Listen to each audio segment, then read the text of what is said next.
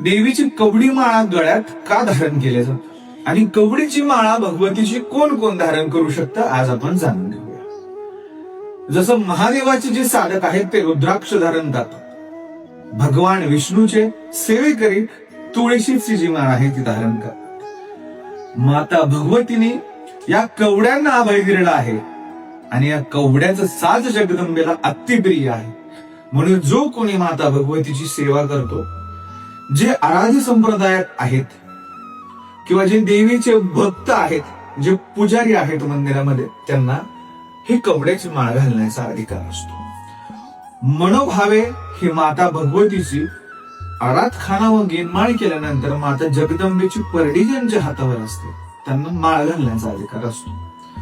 आई जगदंबेची ही कवड्याची माळ छत्रपती शिवाजी महाराज देखील धारण करत होते. साक्षात जगदंबा त्यांच्या सोबत चलत आशीष देत. असं या कवडीचं अनन्य साधारण महत्व आहे. कवडीच्या माळेची पूजा प्रत्येकाच्या घरात देखील आपण करू शकतो. अहिल्यानगर, काळामाथा, तुळजाभवानी देवस्थान, पोखर्डीवरनं आज कवड्याच्या माळाची माहिती मी तुम्हाला सांगितली. 5 कवड्या देखील देवघरात पूजल्या तर लक्ष्मी प्रदान करणारी आहे. आणि या कवडीची कहाणी जर ऐकायची असेल तर आपलं युट्यूब चॅनल देखील iCalway 108 आहे, त्याच्यावरती तुम्ही पाहू शकता. ओम काली, जय भवानी.